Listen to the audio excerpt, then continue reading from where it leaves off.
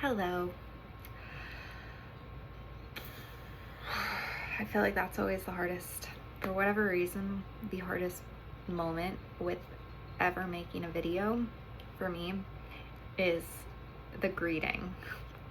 Not that I need a greeting, and I think that in and of itself is just clearly something in my brain that tells me I need a greeting, like an on-ramp.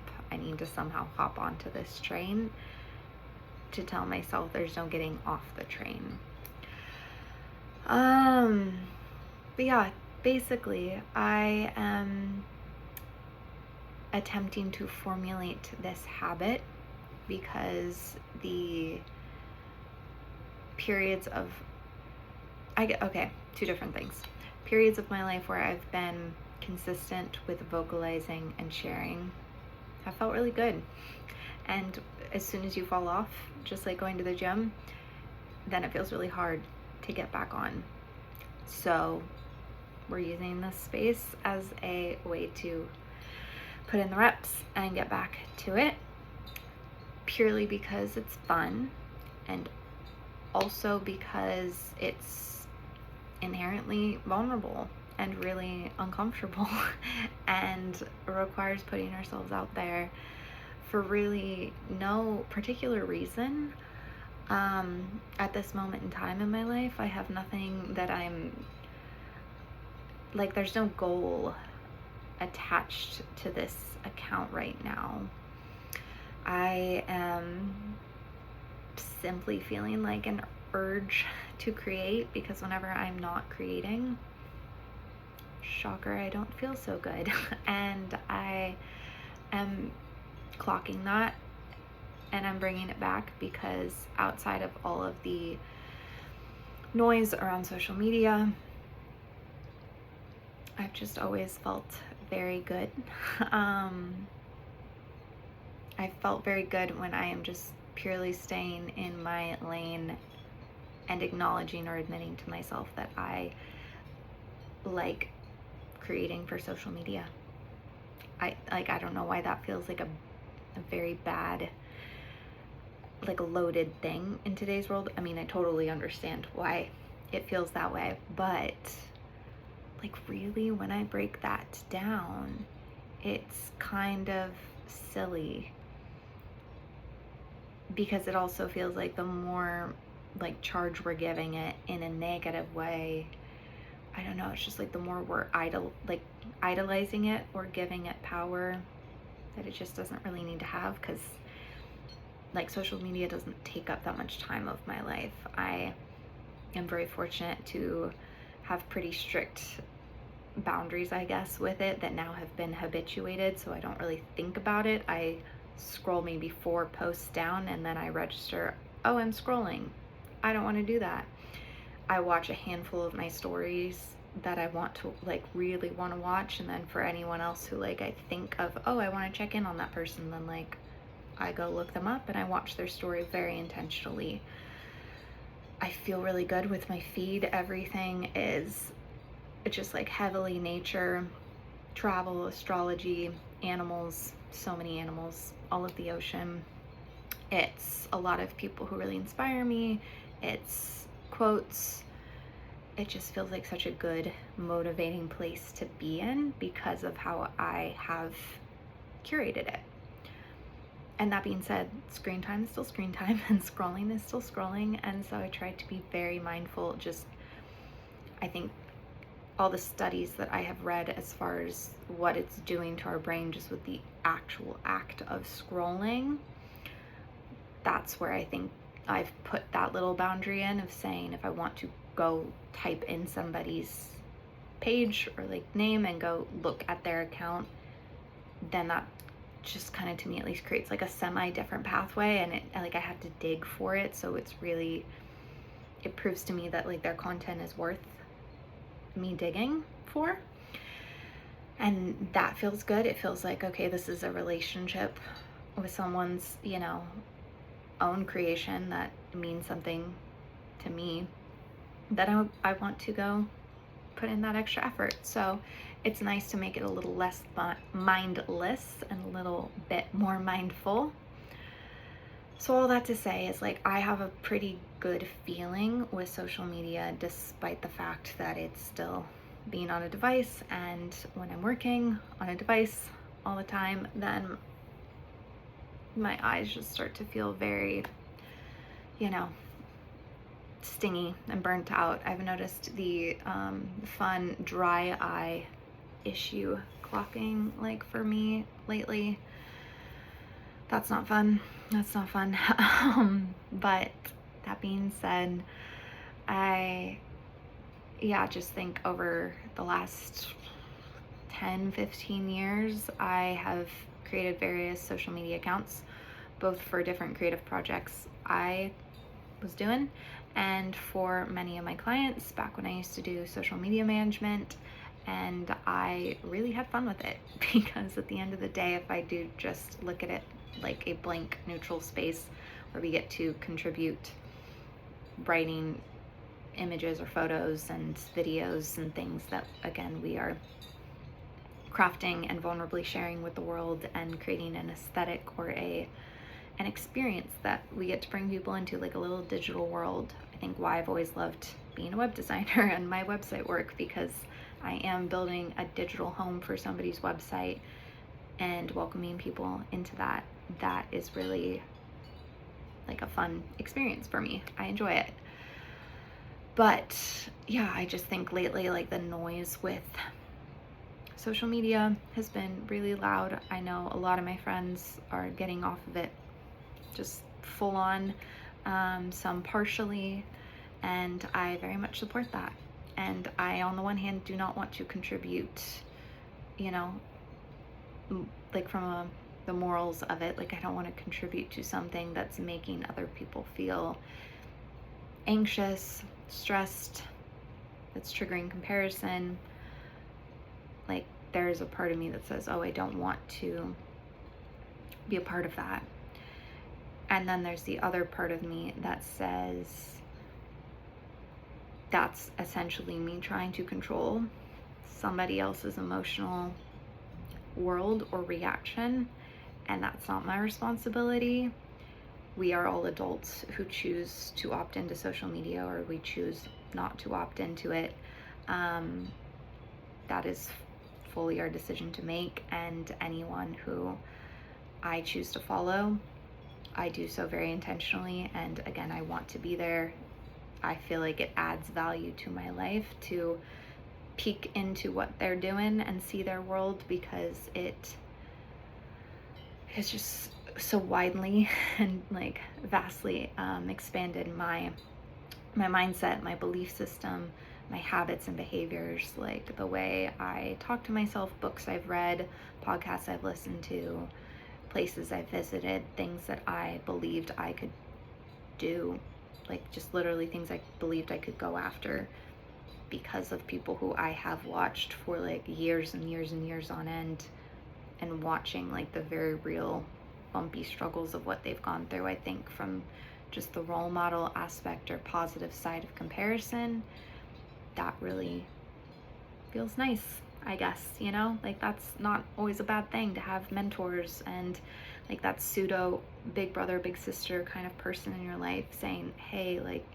I know it's hard, you can do it too. If I can do it and I can fumble all over the place here, like, you know, don't expect it to be perfect and very much expect it to be messy, but you can absolutely do it if you're willing to just be vulnerable and show up and put yourself out there and stick with it.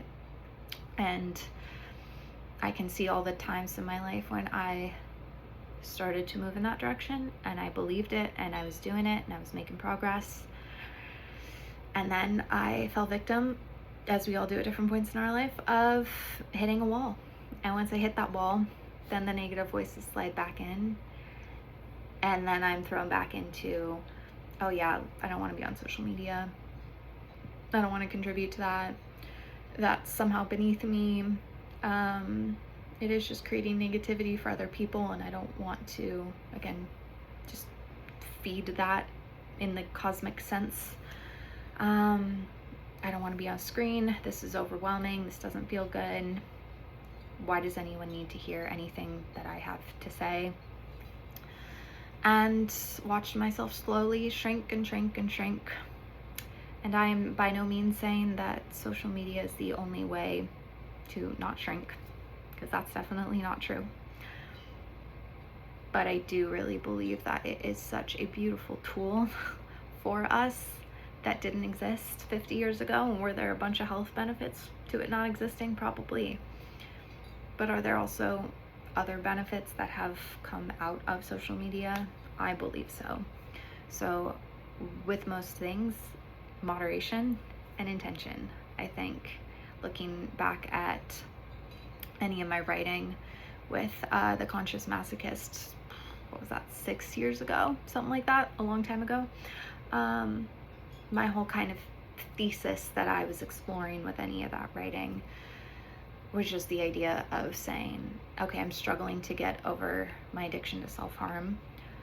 I don't know how to find a way out of this, and everything I keep trying doesn't work.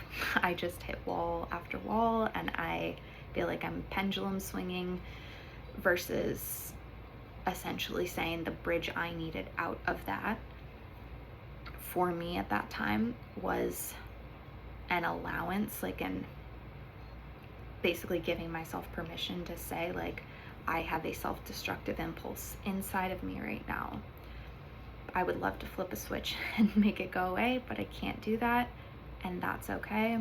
What I do need to do is just find a way to work with that feeling and give it some kind of outlet and redirect the energy so that I can trick my brain and my ego and my wounds into like thinking that I'm doing the thing that like I'm itching to do without actually doing it.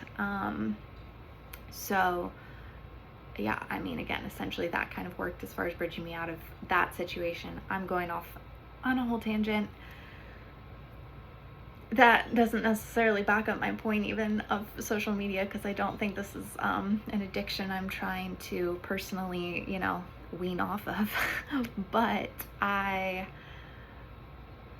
think the essence of what I got to at that point in time was just saying that looking at any vice, with intention and moderation, things don't get out of control. And it's usually all of our underlying, subconscious beliefs, wounds, things we have not held, acknowledged, dealt with, that create that like restlessness or that tension and that really just like wobbly, boundaryless operating system within us that therefore collapses into an addiction. So I've certainly navigated that. I've watched myself have many a time with social media where I did not have boundaries, and it did feel much more like an emotional addiction, and I was reaching to pick up the phone for the dopamine hit. And yeah, like I guess it's really nice now to feel a difference, to see a difference. It's empowering, I guess, just to know that that's actually possible, that I could go from where it was years ago to where I'm at with it now, where I feel like it's just kind of there. Maybe akin to like if I wanted to have a glass of wine at dinner with my family. I don't find myself wanting to do that. I don't find myself right now in a season of wanting to drink. I don't prohibit myself from drinking. I'm not saying that I can't drink. I just don't find myself, again, craving it or wanting it. So it's nice with social media to have like a little bit of that stopping checkpoint in my head that says, do I really want to pick this up right now? Do I want to keep scrolling? If I've gone down 3 posts and the awareness clicks in, do I need to keep doing this? Is there something I'm looking for? And if so, can I go seek that one thing out, that one post, that one person, and just kind of bypass this mental trap that they have created for us? Yeah, so I don't know. Who knows? In the end, as I keep sharing, I may end up leaving Instagram or things like that behind. I have no idea. I have really no idea where this is going. I just know that I feel better when I'm pushing myself to do vulnerable, scary things. that seems to be a very important part of me feeling good in the world and being my strongest, best self. So anytime I hit a wall that says, oof, that is, yeah, that's vulnerable. I don't want to do that. I'm kind of just nudging myself off the cliff, loving mama bird, shoving myself out of the nest, saying that that's why we're going to do it. Because at the end of the day, none of this really matters. No one's going to remember this probably, minutes, hours, days later. But I will, as far as like the compound effect of what sitting down to, write a post and just share when I may feel initially burnt out, like I want to write really bad, but I also don't want to write, and I feel tired, ugh. And then usually I just give in to the fatigued feeling and I don't write. Every time I lean the other way and I push past that and I say, I just feel like writing, I don't even know what I necessarily want to write about. I just want to write, and I lean into that. I feel so much better. I feel so much better. So same thing goes with using the voice box, because this, for whatever reason, has continuously haunted me as far as a belief system that I'm not a great speaker. I don't like talking. I'm not comfortable talking. If only I could like write out my thoughts and feelings, then they'll be all polished and perfect and edited and it won't be so raw, as the talking. But I also really do enjoy talking. And if anyone knew how much time I spent just, I live alone and like wandering around my place, having full on out loud conversations to myself talking, they probably think they're looking inside the window of a loony bin. I don't know. But I love it. I do love to talk. And I think that in and of itself is just a nice revelation to admit to myself. Do I also have the part of my brain that says this is self-indulgent to, waste people's time with my jargon, given that it's a little aimless right now and I don't really know where any of this is going? Yes, that voice is there as well. And we welcome it, and maybe it is self-indulgent. And maybe it can be that, and it can still be helpful and healing and productive, and we'll just let it be. We'll just let it be, whatever it is. So I think I'm just gonna leave it there.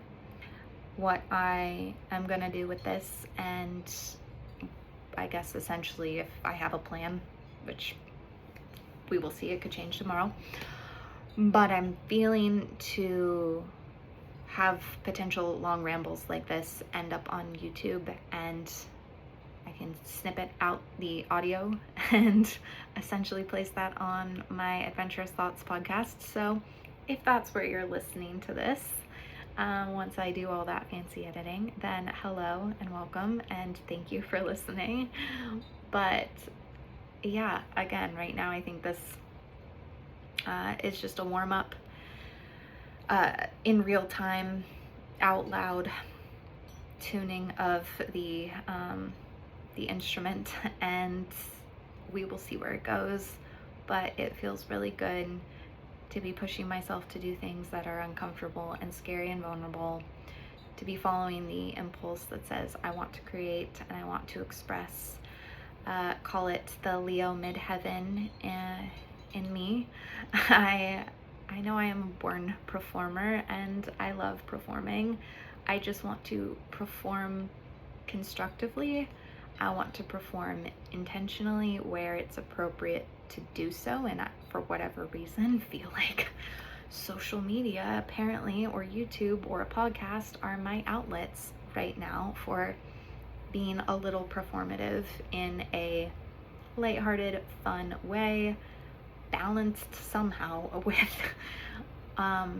authenticity and just being my weird, ambitious, dreamy, strange self. So all of that is to say thank you. And if you made it all the way through this, that's, you know, I don't even know what to say about that. I'm just going to say thank you. So, bye.